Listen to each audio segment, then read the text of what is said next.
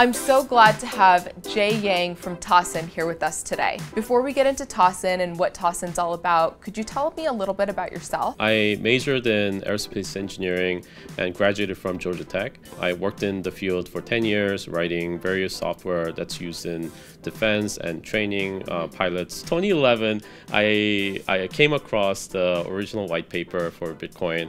I had a chance to buy some Bitcoin at $200. And I never did. I wish I had. Biggest regret ever. Yeah, exactly. Everybody has that story. When I joined Metal, which was the last company I worked at, I had the opportunity to start as a blockchain engineer and then later as a director of engineering. I led the back-end team, wrote lots of software to make it work. It was a payment app that incorporated crypto, and so I'm glad to have worked in it. How did you transition from blockchain to the company you founded and that you are the CEO of Tacen? I went across a lot of different trading venues as part of my work. At Metal, we had to integrate a lot of different exchanges into the mobile app, and while I was doing that, I was also trading a little bit myself. When I started thinking about all these problems that I ran into, I said, well, why aren't there venues that are secure so that your funds are safe, and then two, fast enough so that you don't have to worry about my orders taking multiple seconds to be recognized. So the creation of Tacen was really based off of your own personal use case to build a better, faster, more secure exchange.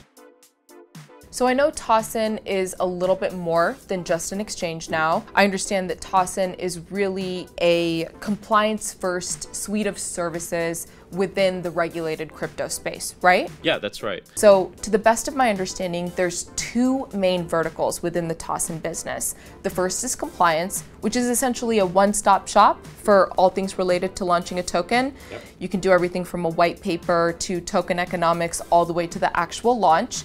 And then the second thing was that thing that you mentioned later, which was the hybrid decentralized exchange. Yep. We want to use our experience of building software that is that is compliant within the United States to build a hybrid exchange. And then we also want to work closely with the open source project called Project TXA to build a decentralized settlement layer that is going to be used by many different exchanges to build their exchange on top of. We keep hearing about these thefts from the exchanges, whether it's due to traders' own mistake or the exchange running away with the customer's funds. The rate of theft is way too high for any mature industry to support. When I started trading my own money, and then as well as to kind of integrate technologies for others, I noticed that, well, if I deposit some amount of money into an exchange, that is really not my money. So the saying goes, not your keys, not your money, right? I also trade a little bit of NFTs back in the day. Hot topic, and when I tried to walk through a friend who was an NFT artist through the process of creating an NFT and selling it online, she mentioned, well, it's so expensive to create the NFT and sell it in Ethereum. You know what?